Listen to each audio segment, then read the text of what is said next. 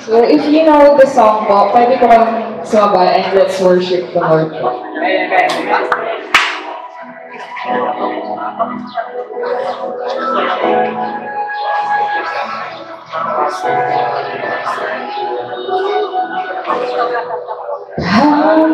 Panginoon, ang nais ko, kagandahan mo ay pagmasdan ang pag-ibig mo sa piling ko. Kailan ipapabayaan sa iyo lamang.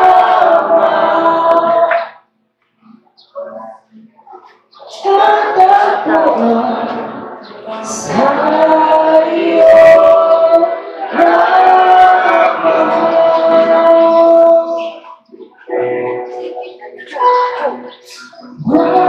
mananatili sa iyong ibig, sasambahin ka sa dakong bihig. Mananatili sa iyong ibig, sasambahin ka sa dakong bihig.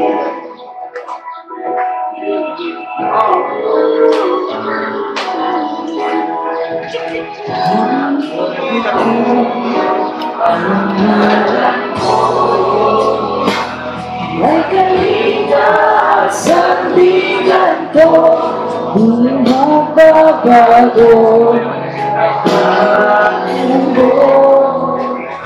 Salita mo'y panghahawakan sa iyo lamang.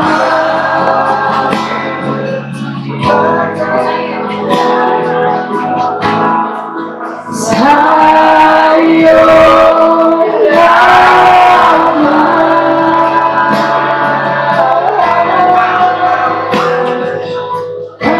mananatili sa iyong ibig, sasambahin ka sa dakong bihig.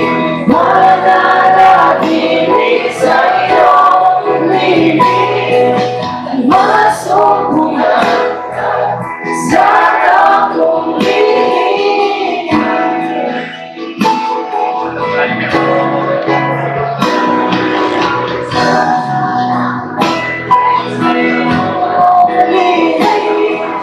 Sasambahin ka sa dakong bihig. Mananatili sa iyong ibig, masumpungan ka sa dakong bihig. Mananatili sa iyong ibig, masumpungan ka sa dakong bihig.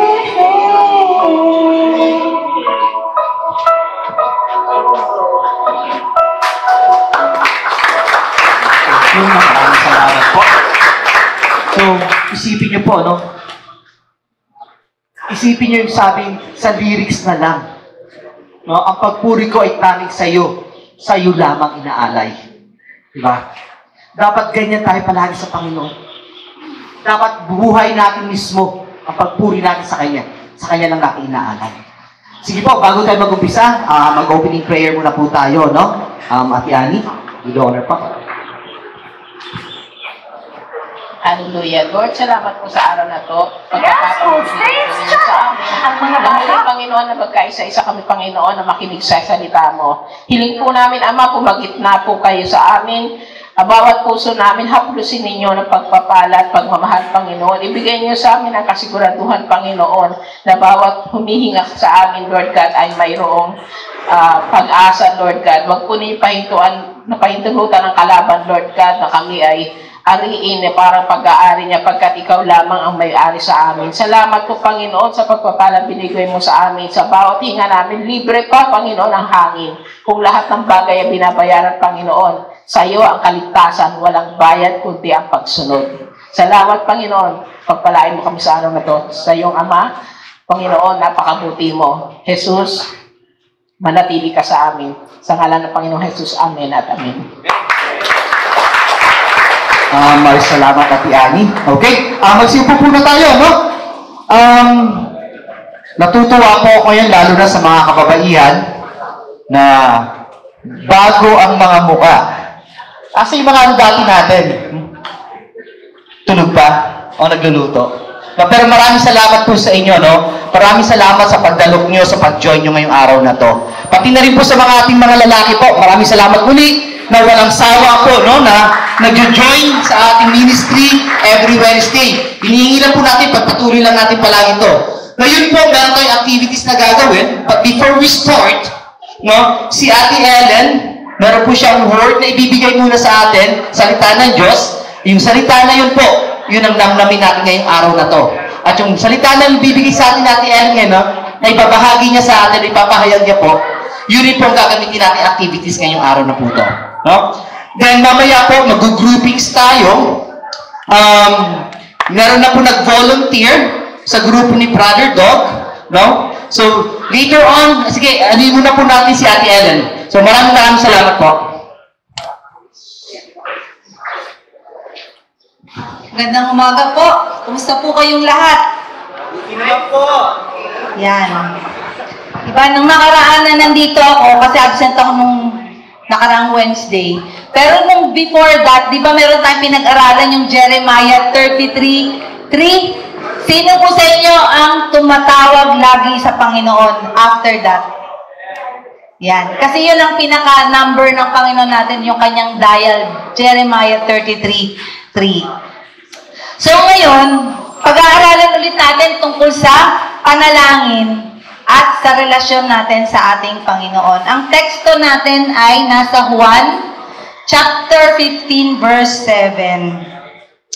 Sabi dito, kung nananatili kayo sa akin at nananatili sa inyo ang mga salita ko, hingin ninyo ang inyong maibigan at ipagkakaloob sa inyo. So, sino sa inyo may mga naiibigan o may mga gusto kayong mangyari sa buhay nyo na gusto nyong hingiin kay Lord? Diba? Lahat tayo meron. Pero ang sabi kasi dito, ang nananatili sa Kanya at nananatili ang salita niya sa atin, ano man daw ang hingin ninyo, ipagkakaloob ng Panginoon. Pero ano ba ang ibig sabihin ng manatili kay Jesus? Una, ito madalas laging sinasabi ni Brother Fred sa atin, ni Pastor. Sabi, una, kailangang maniwala ka na siya ay anak ng Diyos. Si Jesus daw ay anak ng Diyos. Dapat nating paniwalaan yon, believing that He is the Son of God. Pangalawa, so hindi ba lahat naman tayo naniniwala na si Jesus ay anak ng Diyos? Yes? Amen po ba? Amen. Pangalawa, kailangan daw tanggapin siya bilang Panginoon at tagapagligtas. So, receiving Him as Savior and Lord. Di ba sabi sa John 1:12, ang sino mang tumanggap sa Kanya, binigyan niya ng karapatang maging anak. Pag anak ba nang hingi sa tatay, binubugbog. Di naman, di ba? So, number 3, doing what God says. Yon, isa din yon sa ibig sabihin ng remaining in Christ, yung nananatili tayo sa Panginoon. Ginagawa natin yung Kanyang sinasabi. Ba, sabi nga ni Jesus, tinatawag ninyo akong Panginoon, Panginoon, pero hindi naman kayo sumusunod sa akin. So, since si Jesus ay Panginoon natin, sinusunod natin dapat ang sinasabi ng Diyos. So, sino po sa inyo ang patuloy na nagbabasa ng Biblia niya? Yun. May mga sinasabi ang Panginoon doon na kailangan nating sundin. Minsan hindi ganon kadali, pero magagawa. Tama po ba? Hindi madali, pero kayang gawin kung gugustuhin. Tama po? Pang-apat naman is patuloy na maniwala sa mabuting balita. O, sino po nakakaalam ng mabuting balita? Yun. Ano po yung mabuting balita? Sino pong gustong sumagot? JR, ano ang mabuting balita? Na? Kaligtasan mo para sa lahat. Kaligtasan para sa sino may bigay? Ang Panginoon. So yun, kailangan natin panatiling maniwala na ang magandang balita na ang Diyos ay nagkatawang tao sa pamamagitan ni Kristo Jesus upang ibigay ang kapatawaran sa lahat ng naniniwala sa Kanya. Tama po. Tama naman. Tama ka naman, JR. Medyo kulang lang. Pero tama ka. Ang kaligtasan ay galing lang sa Diyos. Hindi natin kayang iligtas ang mga sarili natin. Tama ba? Sinong kayang magligtas ng sarili niya? Na kahit ipako ka sa krus o parusahan ka, dapat lang na magawa natin yun dahil nakasalanan tayo. Tama ba? Pero si Jesus ay walang kasalanan nung siya ay namatay para sa atin. Panglima is relating in love to the community of believers. Kailangan daw may pag-ibig tayo sa mga lingkod ng Diyos, kagaya nyo. Community of believers, tayo yung lipunan ng mananampalataya. Sino sa inyo ang nananampalataya na? Di ba? Lahat tayo nananampalataya. Patuloy tayong magmahalan sapagkat ito yung nais ng Diyos para sa atin. Sabi, mahalin mo ang Diyos at mahalin mo ang iyong kapwa gaya ng iyong sarili. Maraming tao ang nagpapakabait. Maraming tao ang gumagawa ng mabuti. Gusto nilang maging tapat, pero gusto nilang gumawa ng mabuti. But Jesus says that the only way to live a truly good life is to stay close to Him. Para manatili ka raw na makapamuhay ng mabuti, kailangan manatili kang malapit kay Kristo. So, yun ang ating gagawin. Yun ang ating kailangang pagsikapang gawin ang mapalapit sa ating Panginoong Hesukristo. Kasi ang sabi niya, ang hindi nananatili sa Kanya ay itatapon at matutuyo gaya ng sanga. Ang sabi niya sa verse 5, ako ang puno ng ubas, kayo ang mga sanga. Kayo daw yon. Ang nananatili sa akin at ako sa Kanya, ang siyang namumunga ng sagana. Sapagkat wala kayong magagawa kung kayo'y hiwalay sa akin. So wala pala talaga tayong magagawa kung hiwalay tayo kay Jesus. Kaya ang tanong ngayon, itong ating activity, itong ating pag-iisipan, na-gets nyo ba yung mga sinabi ko? Natandaan nyo bang lahat? Kasi wala tayong kopya ngayon eh. Na-gets nyo? Ito ang tanong. Are you receiving the nourishment and life offered by Christ? Nakukuha ba natin yung nourishment o yung kasaganaan, yung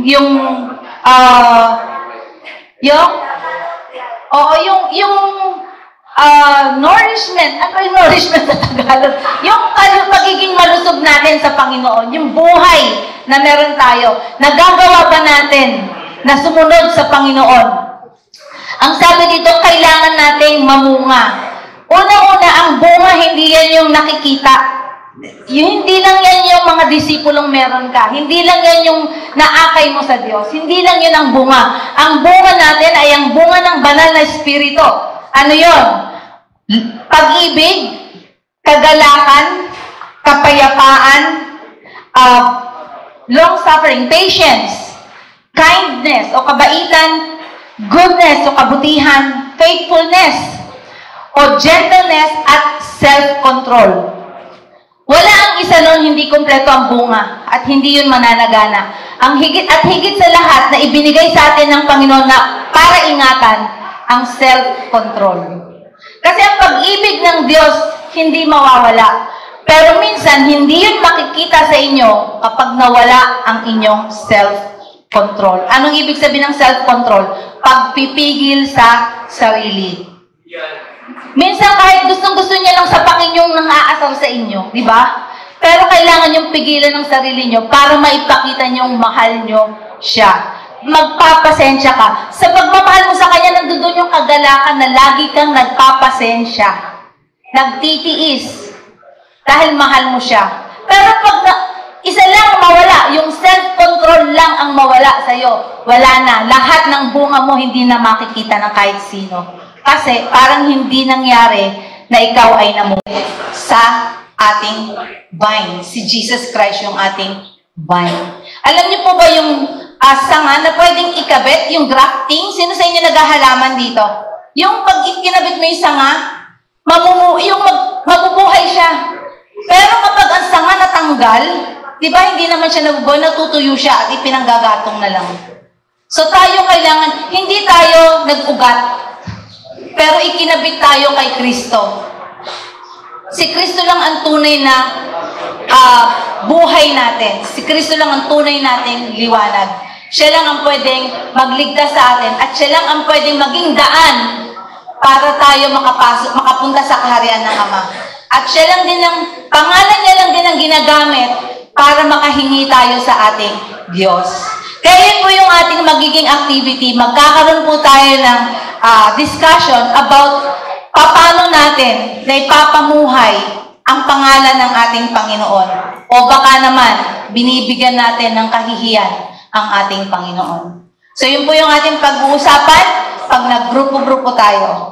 Balik ko na po ang mikropono kay Brother Floyd. Pero bago yun, manalangin muna tayo. Panginoong Diyos na makapangyarihan sa lahat, salamat Panginoon sa salita mo na aming narinig ngayon.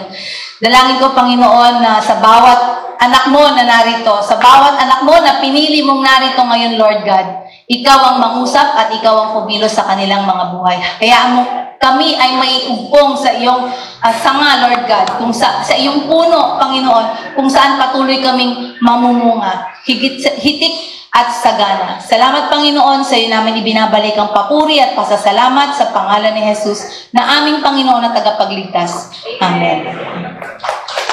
Okay, maraming salamat po, no? Pero, Ate Ellen at yung mga mapapacilitate ng groupings, Ate Ellen, paki-explain ulit sa kanila, mag-usap-usap kayo ulit, paki-explain sa kanila kung ano yung topic talaga, ano yung pinaka-discussion nila, no? So, dito muna po kayo, bago tayo mag-upisa, unahin muna natin sila, no? Kasi wala tayong kopya, para mas maano natin ng maayos yung discussion yung mamaya bawat groupings.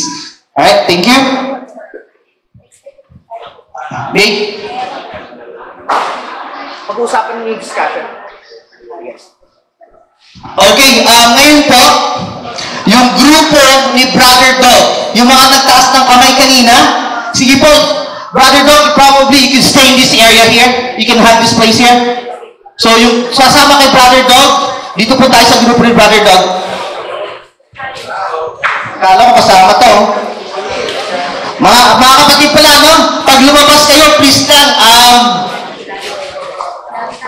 kasi po, meron tayong gagawin, Brad, wala ka nang palalabasin unless nakakai talaga sila o ano, no? Pero pag lumabas sila, huwag na natin papasukin kasi meron pa tayong gagawin po. No?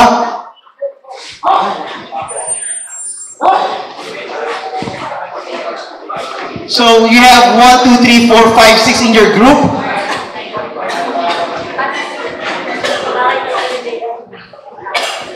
Ilan yung bago natin dito ngayon? Bagong tipong kakapasok lang ngayon.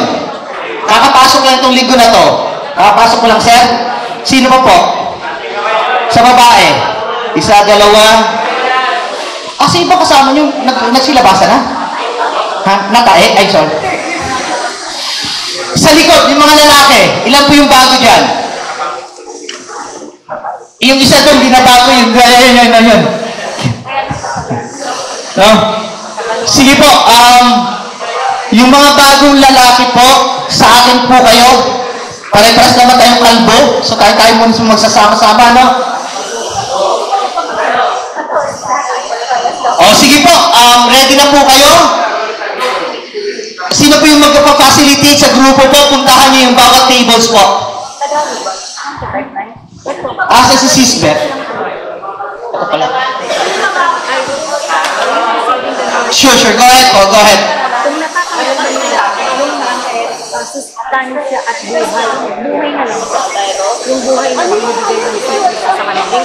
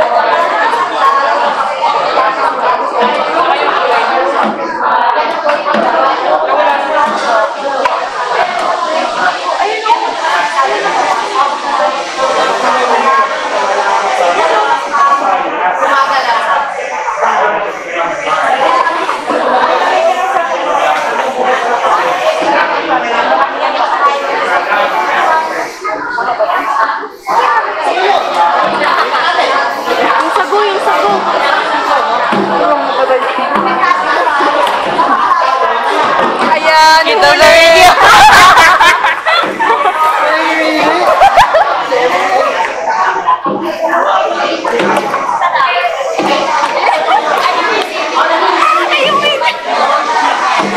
Parang may inuuli. Ayun, ayun. Lalapag ko, lalapag ko. Oh, dito. Sige. Ano yun, ah? Dapat, take. Ayun.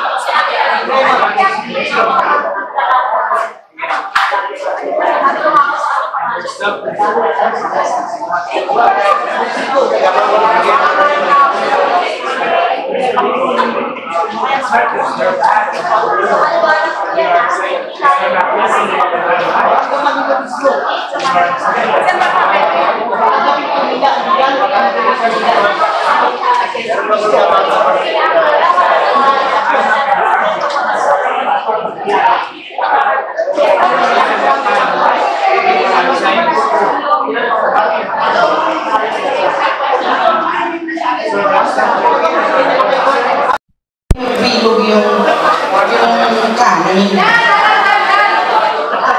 Inano lang namin, nilugaw, tapos nilagyan ng kamote instead of gusto ko lang malaman sa lahat na ito talagang pinangarap mo na someday may celebrate ko yung aking birthday na sa ganitong malaking crowd na it's someday. But mas marami pa sana akong handa, kaso lang bawal. So, yun lang, yan na lang pinayagan. Hindi pwede marami. Salamat sa lahat. Yay! Mamayang hapon, kukuha na akong senior citizen card.